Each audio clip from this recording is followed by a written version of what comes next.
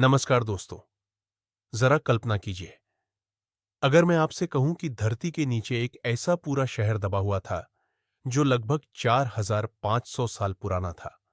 उस शहर में चौड़ी सड़कें थीं, हर घर में बाथरूम था, पक्की नालियां थीं, पानी निकालने की बेहतरीन व्यवस्था थी और उस समय के लोग इतने व्यवस्थित तरीके से रहते थे कि आज के आधुनिक शहर भी उनसे बहुत कुछ सीख सकते हैं। क्या आप यकीन करेंगे? लेकिन ये कोई कहानी नहीं, ये इतिहास का एक ऐसा सच है जिसने पूरी दुनिया को हैरान कर दिया।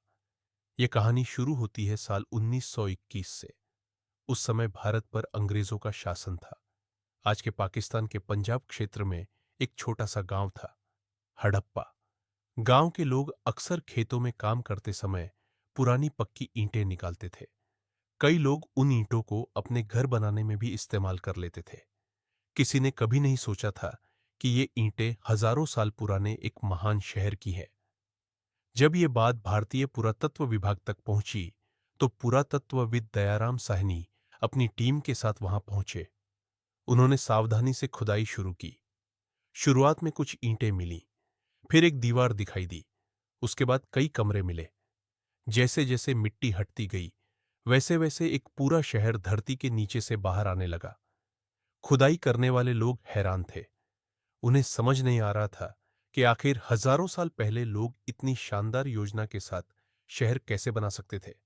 लेकिन असली हैरानी तो अभी बाकी थी। साल 1922 में एक और जगह पर खुदाई शुरू हुई। इस जगह का नाम था मोहनजोदड़ो। वहां जो मिला, उसने पूरी दुनिया को चौंका दिया। यहां एक विशाल स्नान घर मिला, जिसे आज ग्रेट बाथ कहा जाता है। उसकी दीवारें इतनी मजबूत थीं कि हजारों साल बाद भी उनका बड़ा हिस्सा सुरक्षित मिला। इसके अलावा विशाल अनाज भंडार, चौड़ी सड़कें, कुएं, पक्की नालियां और एक जैसी माप की ईंटों से बने मकान मिले। वैज्ञानिकों ने जब इन शहरों का अध्ययन किया, तो उन्हें पता चला कि यहां हर गली एक निश्चित योजना के अनुसार बनाई गई थी। हर घर की नाली मुख्य नाली से जुड़ी हुई थी। कई घरों में निजी कुएं भी थे। उस समय दुनिया के अधिकांश लोग साधारण बस्तियों में रहते थे, लेकिन हड़प्पा के लोग एक आधुनिक शहर जैसी सुविधाओं का आनंद ले रहे थे।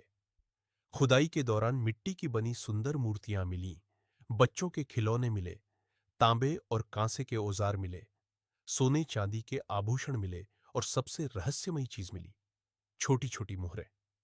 इन मोहरों पर जानवरों की आकृतियां और कुछ अजीब चिन्ह बने हुए थे। वैज्ञानिकों ने बहुत कोशिश की, लेकिन आज तक कोई भी उन चिन्हों को पूरी तरह पढ़ नहीं पाया। यानी हड़प्पा की भाषा आज भी एक रहस्य बनी हुई है। इसके बाद एक और सवाल सामने आया। अगर ये सभ्यता इतनी विकसित थी, तो फिर अचानक गायब कैसे हो गई?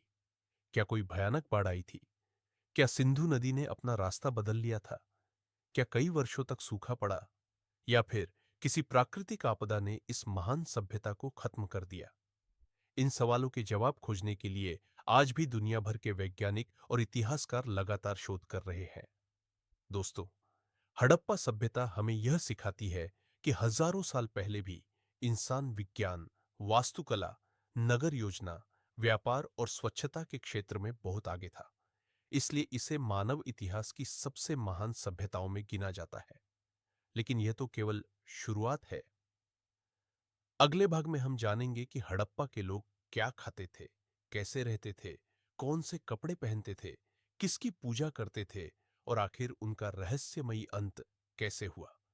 अगर आपको इतिहास की ऐसी ही रोमांचक और सच्ची कहानियां पसंद है, तो वीडियो को लाइक करें, अपने दोस्तों के साथ शेयर करें और हमारे चैनल को जरूर सब्सक्राइब करें।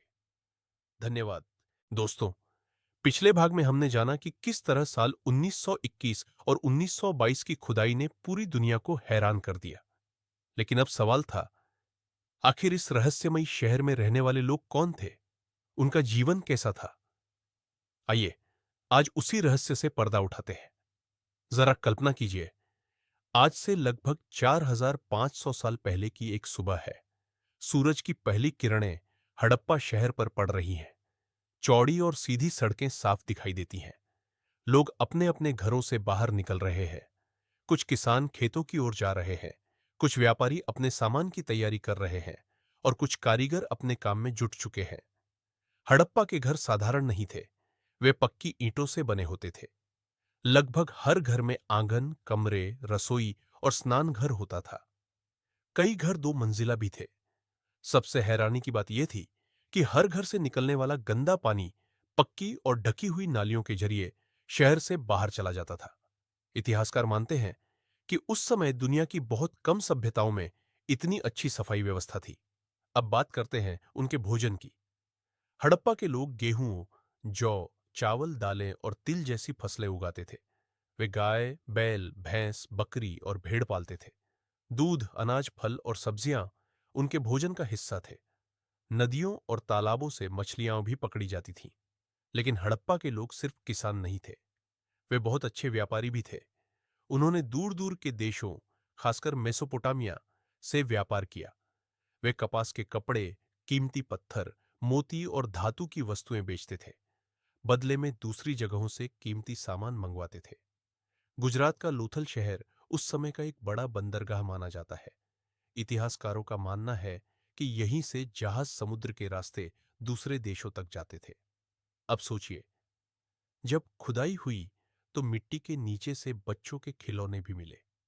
छोटी छोटी बैलगाड़ियां, मिट्टी के जानवर, सीटी और गुड़िया जैसी चीजें मिली। इससे पता चलता है कि उस समय के बच्चे भी खेलते थे और उनका बचपन भी हमारी तरह खुशियों से भरा था।